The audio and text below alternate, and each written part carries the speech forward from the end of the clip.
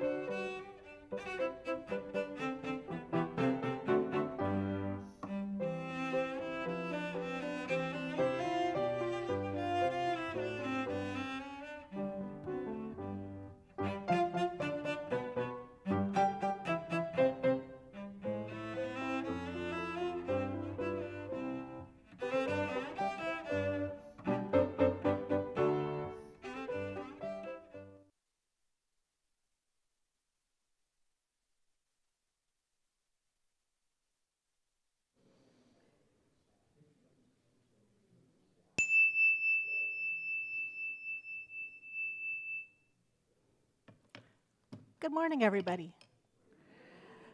My name is Tracy Spinka-Doms, and on behalf of First Unitarian Church of Wilmington, Delaware, I welcome you to our worship service, both online and in person.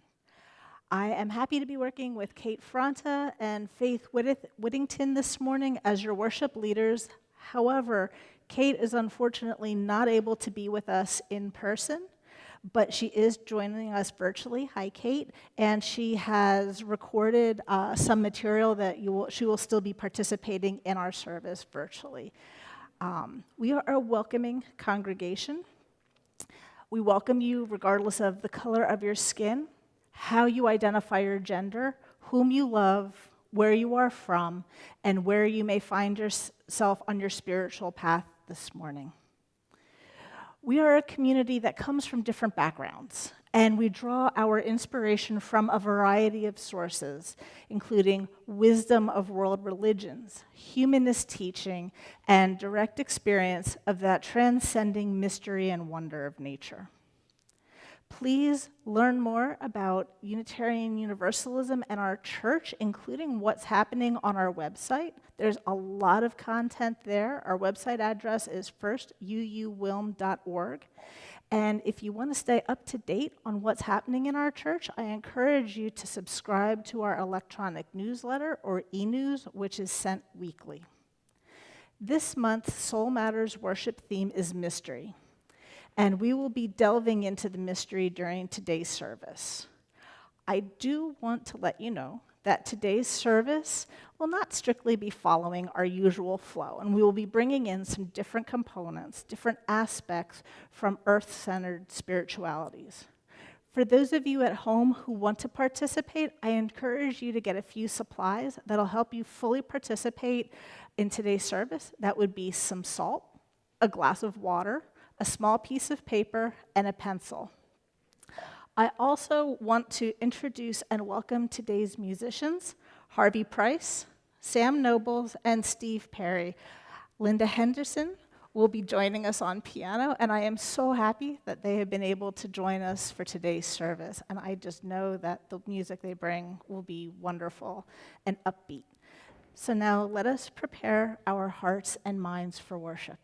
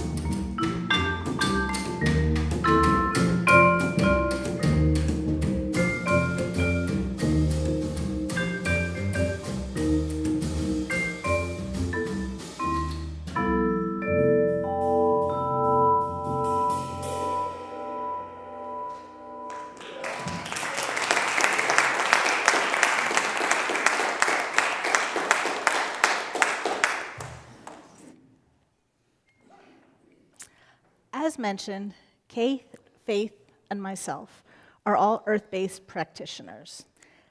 That can really mean many different things, but for today, what we'll say is that we generally follow the cycles of nature: the full moon, the solstices, the equinoxes. They'll punctuate our year.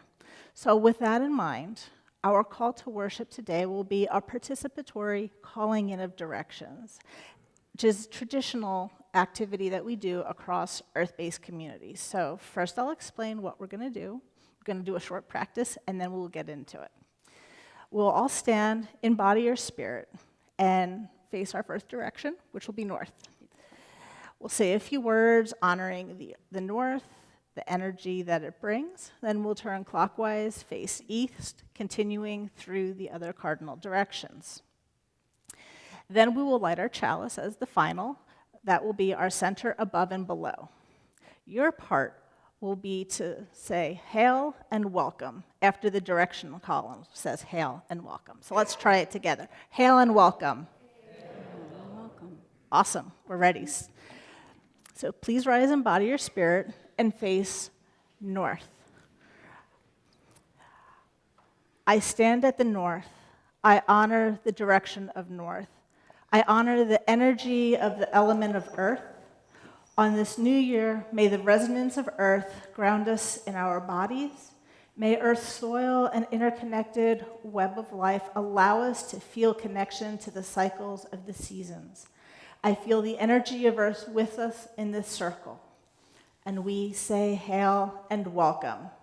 Hail and welcome. So now if you'll turn to your right and face the back of the sanctuary, that's east. I say, I stand at the east. I honor the direction of east. I honor the energy of the element of air.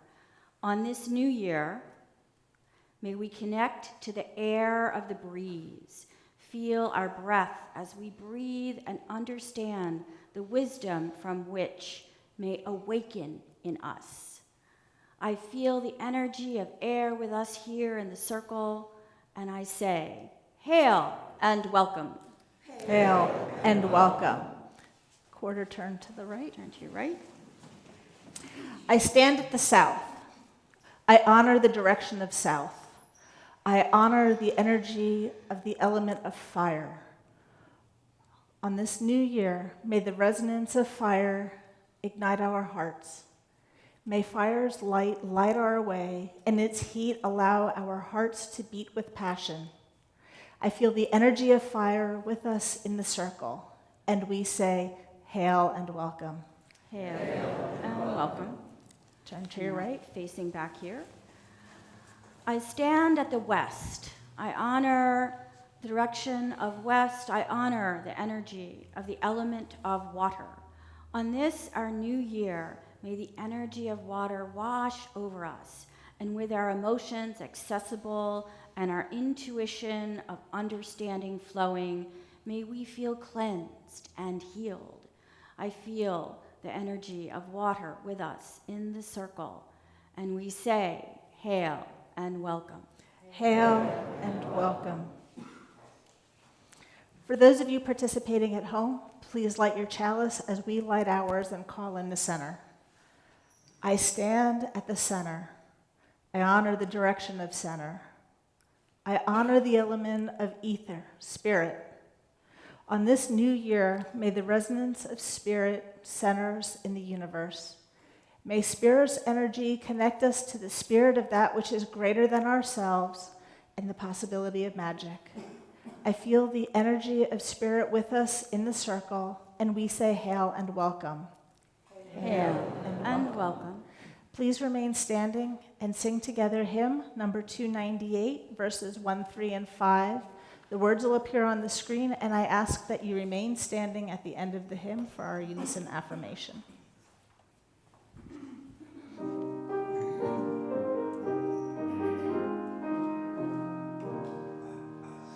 Wake now, my senses, and hear the earth call. Feel the deep power of being in all. With the well-being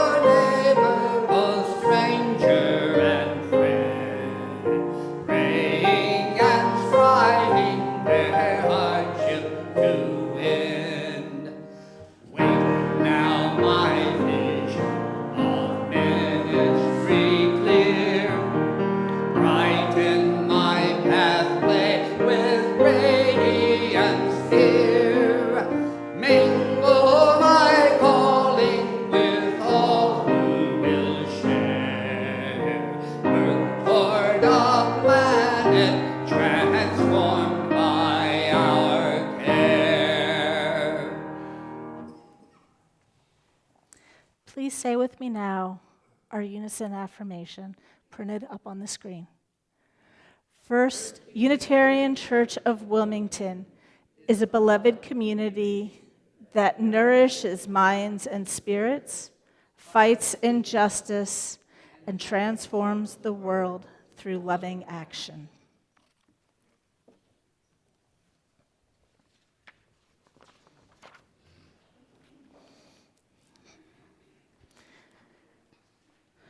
Our service today will be focused within for our personal work in letting go. N, clearing out the old, while we usher in the new year.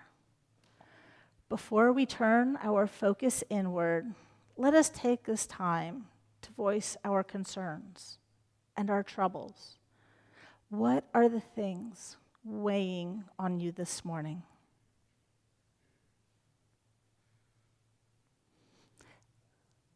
And now, balancing out our concerns, we also have joys. What is bringing you joy today? Speak, that's okay. Who or what is bubbling up within you today that is needing care?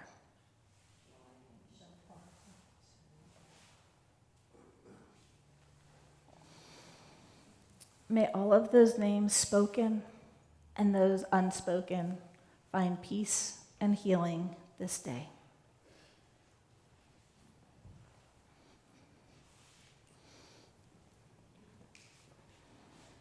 So this is the letting go meditation part of our service today. My name is Faith Whittington. I wish you a good morning, and I am a member of First Unitarian Church's earth-based group called Circle of the Ash Tree Moon.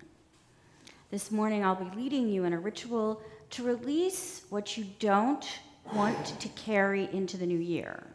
For those at home, a half a teaspoon of salt, a small bowl of water, like the bowl that we have here in the front of the sanctuary, are all you need to participate. We're aiming for negativity, limiting beliefs, unwanted thought patterns, or emotions are examples of what you might allow to be released into the salt, to absorb from you as you release them. Releasing this allows for a spaciousness inside of us. And in that spaciousness, we plant hope, positivity, wholesomeness, and uplifting feelings with our intentions going forward with the second part of the ritual led by Tracy Spinka-Doms, salt. I want to talk a little bit about why are we using salt for this? What is the purpose of having the salt that we hold and imbue it with what we want to release, that negativity, as we carry it forward and we drop it in the bowl of water up here? Salt is used universally as a mineral for energetic purification. It is a natural desiccant, and that goes for energetic negativity also. It pulls it into its crystalline structure and away from the human biochemical electric field that is all around us. We all know a walk along the ocean on a beach feels good. Part of that is the energy from the salt water is cleansing our energy fields. Today we are using salt to help ourselves release or rid ourselves of whatever our psyches or our bodies need to release. Salt is also caustic.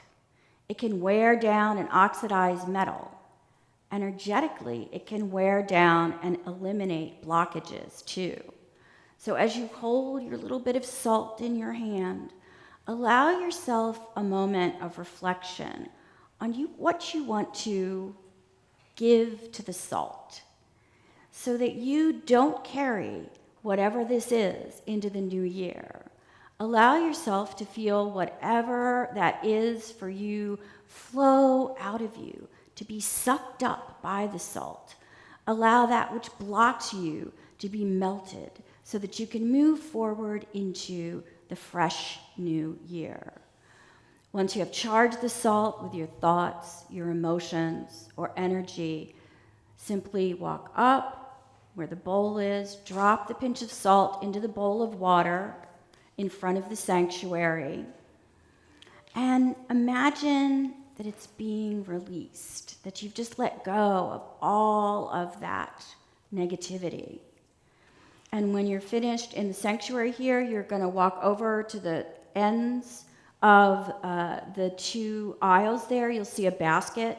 Inside the basket, there are small heart-shaped seed-infused pieces of paper and small pencils, and they'll be used for the next part of the ritual that Tracy will be leading. Our jazz group will play some reflective music to release negativity by as you walk to where the bowls of salt are located and scoop up about a half teaspoon. It doesn't take much. And while waiting in line, give to the salt. Give to the salt whatever you don't want to carry into the new year. And when you reach the water, intentionally drop the salt into the water and walk back up one of the side aisles, receiving from Tracy or myself a piece of paper, or taking from the box the piece of paper for the next part of our service. A note for those at home: when the service is over, simply pour out the water if you have a sewer outside, an outside spot to earth the energy, or even flushing it down the toilet and washing the bowl as you normally would to cleanse it of that energy. That's the way to treat that bowl at home. Now, if you want to participate, please allow yourself to line up where the salt bowls are. I know there's some of us in front here that may need to sort of whirl around and then come back, because the salt bowls are at the locations about midpoint down the aisles here. And Tracy, you can see, is going to give you a demonstration of how this is going to work. Take your pinch, release it into the salt. Okay. Did we lose our prompter?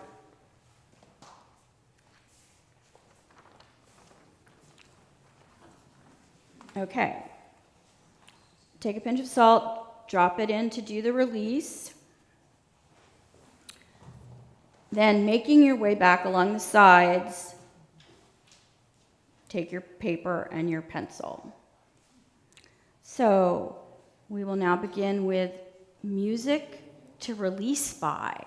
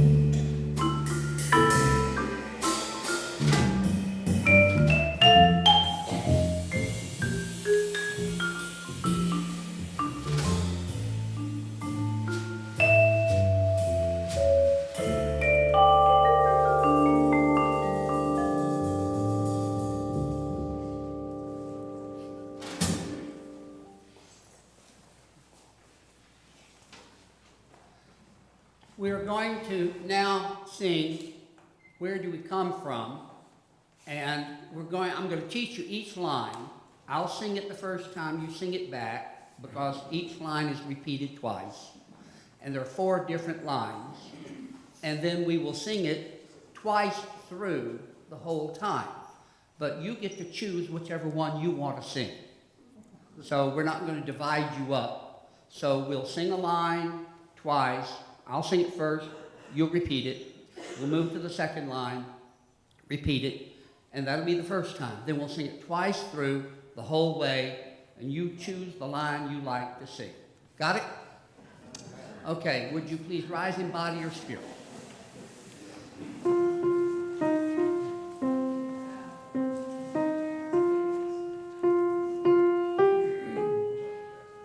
This is how it goes. Where do we come from? What are we?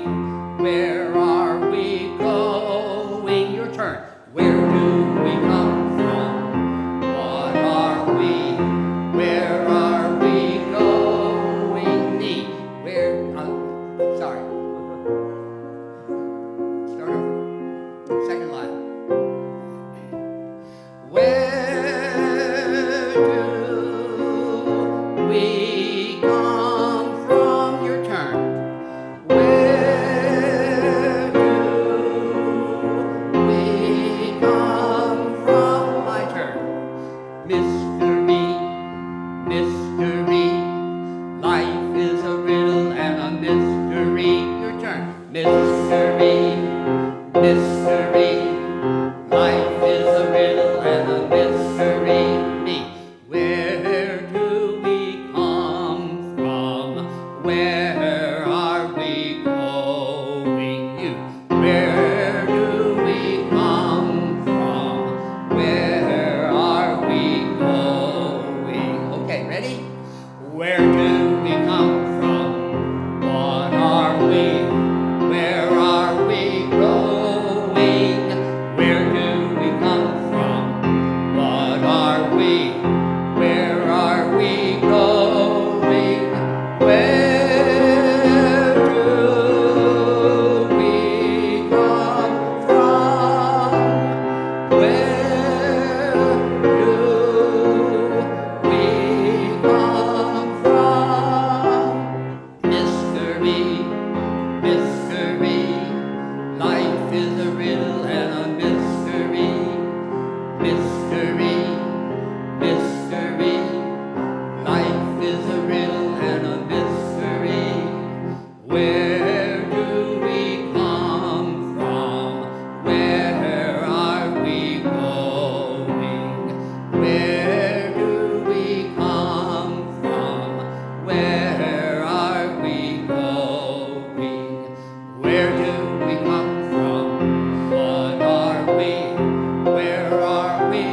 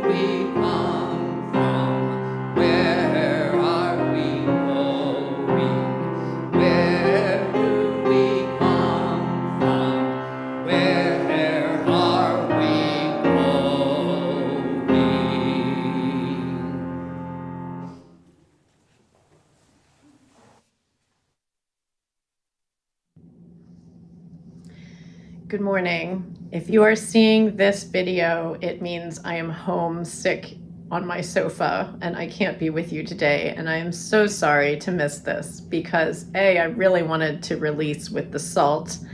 And I also personally invited several people who I think are there as visitors today. And I am so sorry I'm not there in person to be with you. But thank you so much to everybody for getting up this morning and showing up in the sanctuary. Here you have all let go and utilized salt to cleanse the old, the mucky, the stuff we don't like that seems to keep finding us. Now we have space, healthy, beautiful, vast space inside.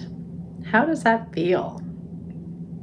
We want you to enjoy it and sit in this spaciousness for a bit. So I'm going to talk and maybe give your brain a tidbit or two to chew on for a few minutes.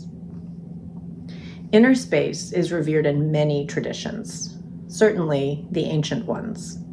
According to Karl Schlotterbeck, who is a psychologist and shamanic practitioner, the ancient Celts referred to 3 cauldrons of the soul. The first cauldron is the cauldron of warming. It's in the belly. Think simmering or incubating. This one relates to our connection to the earthly realm, the physical body, and action, doing physical things that we need to do. The second cauldron is the cauldron of vocation or yearning. Here, vocation meant more of a calling rather than a job where we work. This cauldron blends the inner and outer worlds, and it calls for a deep relationship with the self, with the ancestors, and with each other. The third cauldron is the cauldron of knowing. That's in the head. Here we include not just information and data, but also vision, inspiration, and wisdom. Karl Schlotterbeck and I separately studied with Tom Cohen, one of the founding elders of the Society for Shamanic Practice. And he is the one who first introduced me to the cauldrons in his book, Fire in the Head. Several years later, I was taught of a similar tradition from the Andean healers of Peru. They have 3 cauldrons as well, though they're not called cauldrons, and then the same physical places in the body as the ancient Celts had, though they call them different things. The belly is yankai, or action. That's similar to doing. The heart is munyai, or love, and the head is yakai, or wisdom. These were first taught to me as the places we pause prior to giving an offering or a blessing. We take 3 breaths at the belly, and then 3 breaths at the heart, and then 3 breaths at the head, doing, loving, being, and knowing. Find it interesting that both these traditions have an action as the base and wisdom or knowing as the topper. The heart center as love or as one's calling, that's pretty similar depending on how one interprets loving. So this congregation just did the doing part, the base cauldron. That's the letting go with the salt. Now we are in a loving space, just being in the pure essence of ourselves and finding our relationship with ourselves, sensing into our calling for the coming year.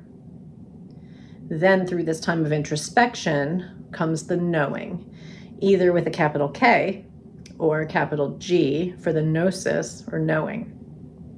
The Gnostic scriptures got their name and were excluded from the official canon because their message was that we already know divinity directly as individuals without the need for intercession by a priest or teachings of a rabbi, which was the practice at the time. The Gnostic Gospel of Thomas in verse 70 says, "When you bring forth what is in you, what you have will save you. That which you do not have in you will kill you if you do not know it within you." This is all about knowing ourselves. And again, he who knows all but fails to know himself lacks everything. That's verse 67. So let's continue to marinate here in this space you have created by letting go. We are being in the space. Hinduism also has the goal of being with or resting in the heart space through some of the yogic practices. The practice of saucha is doing the work to declutter, to clean and clear the space to make it easier to practice yoga. This preparation cleanses the body, mind, and spirit so we can move through the world with clarity.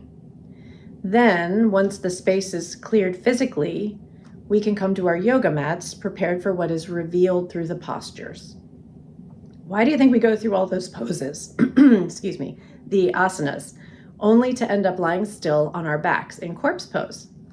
Part of the reason for all the motion is to tire the mind and body so we can just be with our breath, so we can observe and get to know our true inner selves, so we can be still enough to hear what wisdom is bursting forth from within.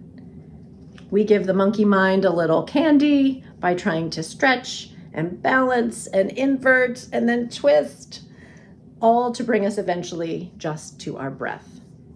For breath carries the prana, the essential life energy, the chi. That's the chi of Tai Chi and Qigong and acupuncture. How we breathe matters. If we continue to tie in Hinduism, I believe there may be a Unitarian Universalism award for blending as many denominations and interfaith perspectives as possible in one chat. So I'm going for that one. So we're going to continue with some Hinduism. There are 3 gods that make up one true God. And these 3 are referred to as the Trimurti: Brahma, Vishnu, and Shiva. We just met Shiva energy as we let go and cleared the way, making space for our creation of this next phase of the new year. Shiva is the destroyer, without whom we cannot have Brahma, the creator, nor Vishnu, the sustainer. 3 equal gods as one, reminding us to stay in balance, that each one is essential to the whole. If we only had creation, pretty soon there'd be no room to bring anything else forth. If we only have destruction, there's no hope for rebirth or regeneration. No hope. If we only sustain, our lives grow stagnant and stale. It's the interplay of the Trimurti that gives us our dynamic lives. So to remind us of the balance of destruction, creation, and then sustaining, we can chant Om.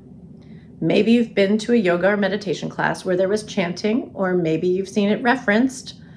Om is chanted to honor the entire universe.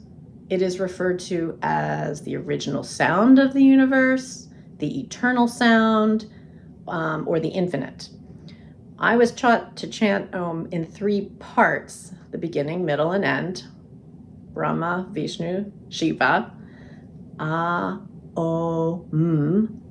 Being for Brahma, the creator, the O part for Vishnu, and the for Shiva.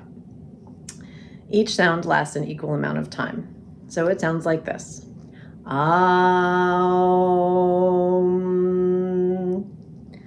So I'm going to invite you to try it with me 3 times as we balance ourselves out after letting go. Are you ready? Aum.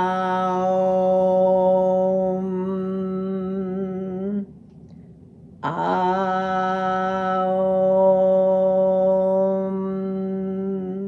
One more. Aum.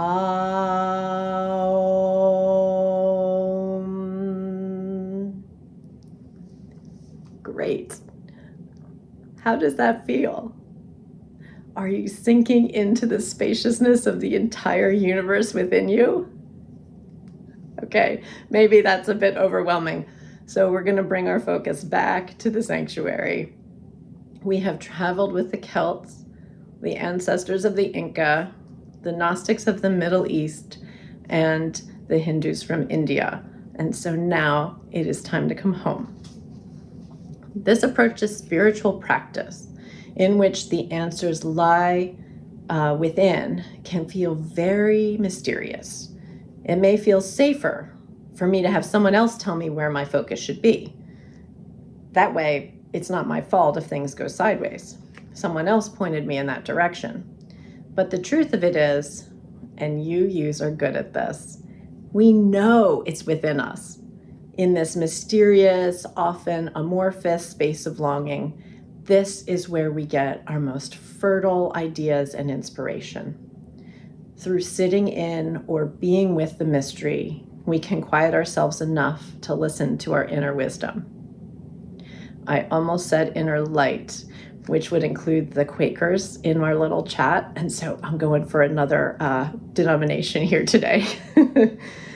With that, I'm going to turn it over to Tracy, who will lead us in our culminating ritual. Tracy.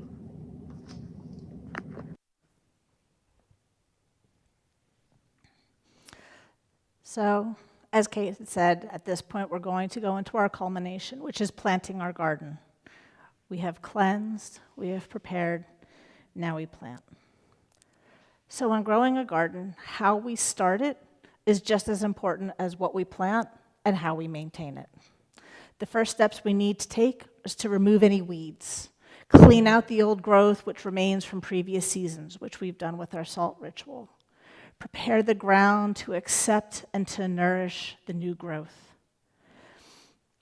We've released negativity, we've released limiting thoughts and those things that are holding us back, those things that we do not wish to carry into the new year with our salt ritual. Next, we must prepare our plot. We've sat with the emptiness to help prepare it, and we now need to decide what to plant. For the next few minutes, we'll explore this in a guided meditation. Following the releasing ritual, you should have received a heart-shaped piece of paper and a pencil. If not, we still have them out for you to get. For those who are participating at home, you may want to have a small piece of paper and a pencil next to you for this part. So I invite you all to sit comfortably.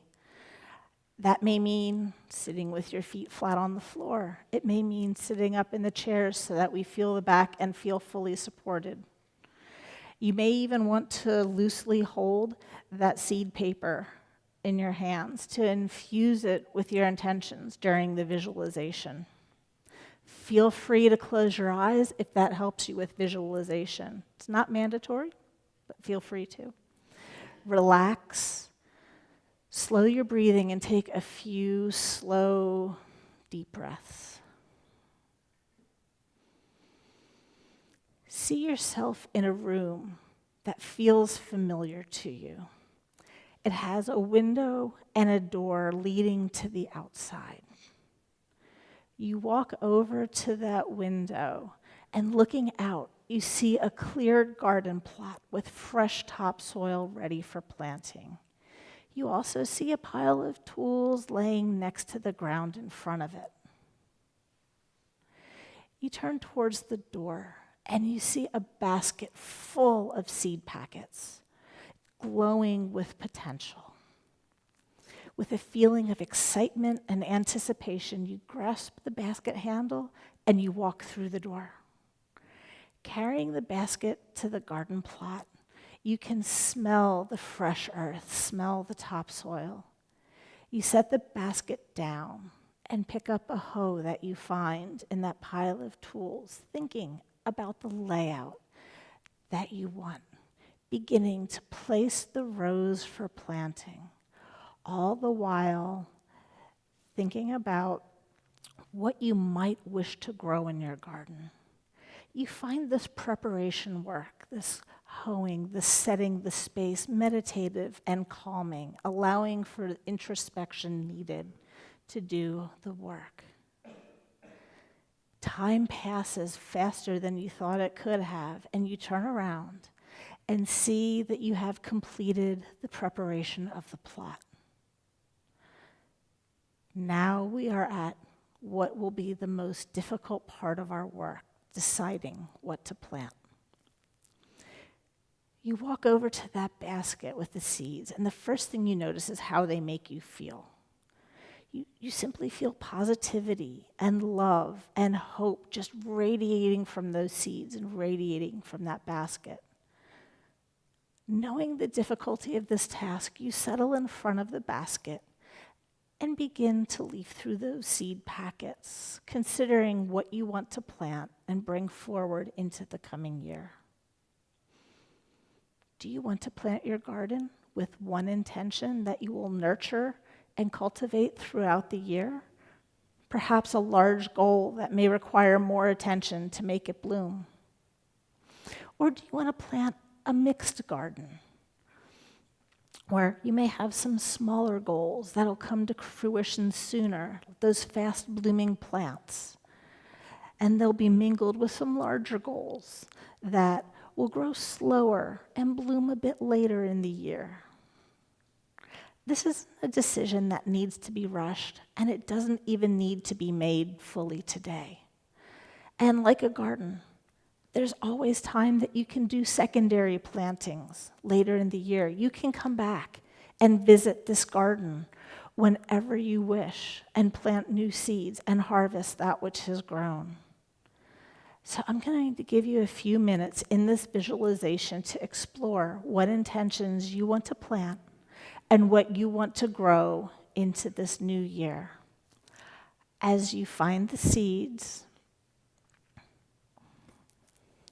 you wish to plant, go ahead and plant them in your garden.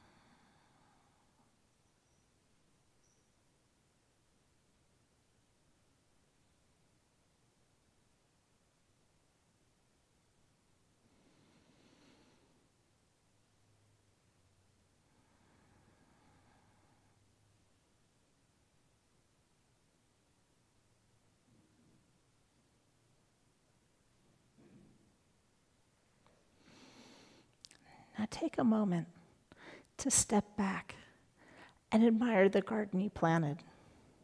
It may not look like much right now. After all, you've just put the seeds in the soil, and seeds take time to grow.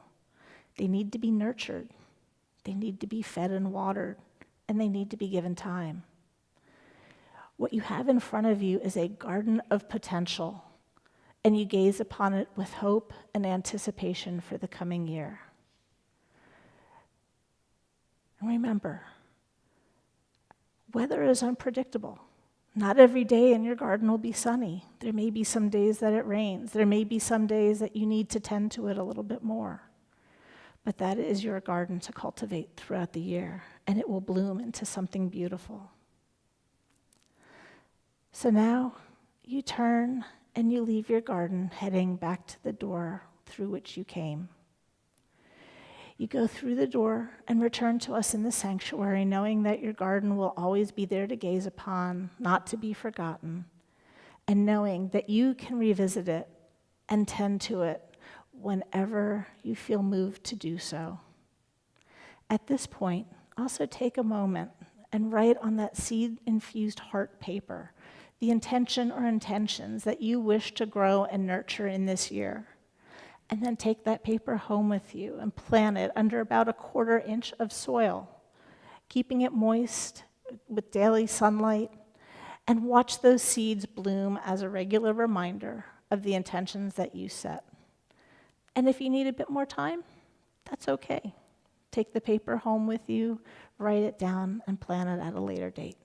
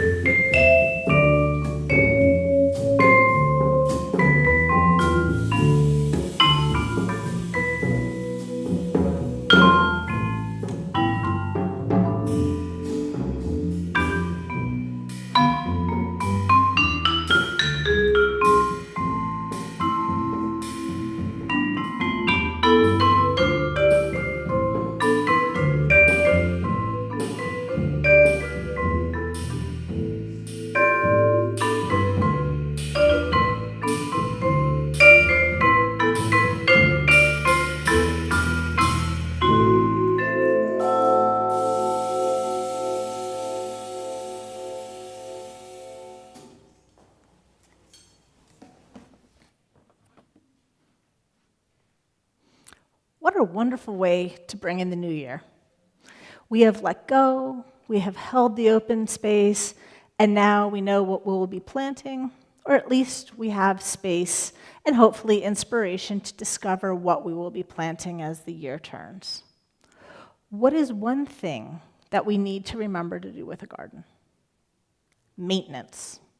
We need to maintain our garden by watering, weeding, tending to it, so that what we plant can thrive. Think about what that might look like for you in the new year. How do you keep out the weeds that stall your growth? How can you maintain your commitment to your intention? We need to maintain many things. This is the stewardship moment. And for this church, guess what? We need to maintain the buildings, the staff, the community by giving our time and treasure. It's our watering and weeding of first use community. This way we have a safe space in which to motivate ourselves to maintain our intentions. In a moment up on the screen, you will see the multiple ways to give to our church. For those physically present today, you can drop your donation in the baskets at the rear of the sanctuary as you exit, or you can utilize the Church Center app on your device, donate at our website, firstvuwilm.org, or you can mail a check to the building. Your support is very welcome, and it helps to support the work of this congregation. Please join with me now in dedicating our offering to the work of this congregation, which is weaving a tapestry of love and action. We dedicate our lives and these our offerings.